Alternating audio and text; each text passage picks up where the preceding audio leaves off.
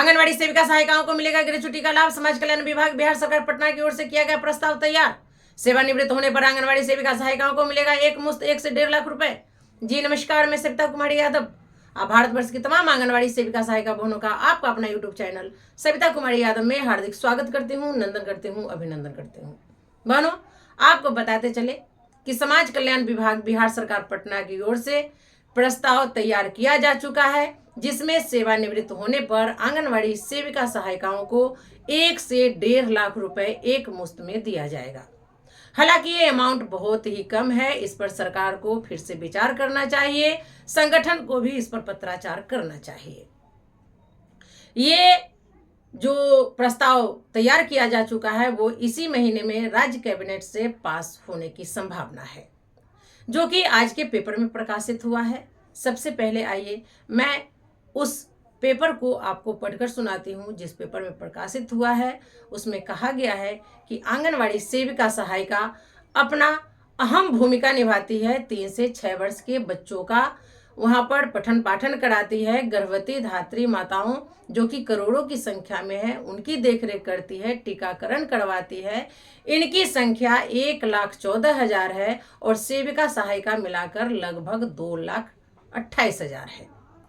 इसको लेकर सेवानिवृत्त होने पर बिहार सरकार की ओर से 1 से 1.5 लाख रुपए इनको एक मुश्त जीवन यापन करने के लिए देने को लेकर प्रस्ताव पारित किया गया है। आइए पहले मैं उस पेपर को आप लोगों को पढ़कर सुनाती हूँ। तो डालते हैं एक नजर आज के पेपर पे। तो आप देख सकते हैं समाज कल्याण विभाग ने आंगनवाड़ी सेविका और सहायिका को मुफ्त सहायता राशि की योजना का प्रस्ताव तैयार कर लिया है। प्रस्ताव आंगनवाड़ी सेविका सहायिका को सेवानिवृत्ति पर एक मुश्त राशि मिलेगी। पटना हिंदुस्तान ब्यूरो। आंगनवाड़ी सहायिका और सेविका को सेवानिवृत्त होते ही सरकार एक मुश्त सहायता राशि देगी। प्रत्येक सेवानिवृत्त आंगनवाड़ी सेविका सहायिका को 1 से 1.5 लाख रुपए सहायता के रूप में मिलेगी। यह राशि बिल्कुल मुफ्त होगी। इस राशि का उपयोग कर वे जीवन यापन कर सकेंगी। समाज कल्याण विभाग ने आंगनवाड़ी सेविका और सहायिका को मुफ्त सहायता राशि की योजना का प्रस्ताव तैयार कर लिए हैं। विभाग के इस प्रस्ताव को इसी माह राज्य कैबिनेट की मंजूरी मिलने की संभावना है। राज्य में 1,14,000 आंगनवाड़ी केंद्र संचालित है। प्रत्येक केंद्र पर एक आंगनवाड़ी सेविका और एक आंगनवाड़ी सहायिका पद है। इस तरह राज्य भर के आंगनवाड़ी केंद्रों पर 2,28,000 सेविका और सहायिका है। इस योजना का लाभ इन सभी सेविका और सहायिका को सेवानिवृत्त होते ही मिलेगी। प्रत्येक वर्ष 65 वर्ष की आयु पूरा होने पर लगभग 5 से 7,000 आंगनवाड़ी सेविका और सहायिका सेवानिवृत्त होती हैं। इस योजना का लाभ लेने के लिए आंगनवाड़ी सेविका और सहायिका को मिलने वाली मानदेय की राशि में कटौती नहीं की जाएगी। आंगनवाड़ी सेविका को प्रति माह 7,000 तो सहायिका को प्रति माह 4,000 रुपये मानदेय मिलता है। राज्य के सभी आंगनवाड़ी केंद्रों के माध्यम से लगभग 30 से 35 लाख बच्चों को स्कूल पूर्व शिक्षा देने की जिम्मेवारी है। 1,14,000 आंगनवाड़ी केंद्र संचालित है पूरे बिहार राज्य में। समाज कल्याण विभाग ने तैयार की मुफ्त सहायता राशि की योजना। 1 से 1.5 लाख रुपए देने की तैयारी, कैबिनेट से मंजूरी की संभावना। 1 करोड़ गर्भवती और बच्चों को मिल रहा पोषाहार। पटना। योजना के तहत बच्चे सहित 1 करोड़ गर्भवती और कुपोषित बच्चों को पोषाहार उपलब्ध कराई जाती है। वर्तमान में आंगनवाड़ी सेविका और सहायिका को इस तरह की सहायता योजना गुजरात में लागू है। वहाँ सेवानिवृत्त होने के बाद आंगनवाड़ी सेविका और सहायिका को सीधे खाते में राशि उपलब्ध करा दी जाती है। आंगनवाड़ी सेविका की जिम्मेदारी है कि 3 से 6 वर्ष के आयु वर्ग के बच्चों को केंद्र पर स्कूल पूर्व शिक्षा देना, बच्चों के टीकाकरण में सहयोग करना, आंगनवाड़ी पोषक क्षेत्र के गर्भवती व कुपोषित बच्चों के लिए निर्धारित पोषाहार का वितरण करना, बीमारियों की पहचान कर जागरूकता में मदद करती है, नवजात की माता को शिशु की देखभाल में भी सहायता करती है। सहायिका आंगनवाड़ी केंद्रों पर बच्चों की देखभाल के साथ साथ भोजन पकाकर खिलाते भी हैं। तो आप लोगों ने देखा पूरे 65 साल तक सेवा देने के बाद बिहार सरकार की ओर से आंगनवाड़ी सेविका सहायिकाओं की सेवानिवृत्ति होने पर मात्र और मात्र एक मुश्त 1 से 1.5 लाख रुपए देने का प्रस्ताव तैयार किया गया है, जो कि बहुत ही कम है। इतने में इनके घर पे जो एक पिल्ला पलता है वो भी इससे ज्यादा का खाना खा जाता है। एक दाई जो आती है काम करने, उनको भी इतना में गुजारा नहीं होगा। बड़े बड़े सेलिब्रिटी होते हैं, दान करने वाले होते हैं, वो लाखों करोड़ों में दान करते हैं। ये लोग अडानी अंबानी के यहाँ शादी में जाते हैं तो 1.5 लाख 2 लाख का गिफ्ट दिया जाता है, उसके बदले में इन लोगों को करोड़ों करोड़ों दिया जाता है।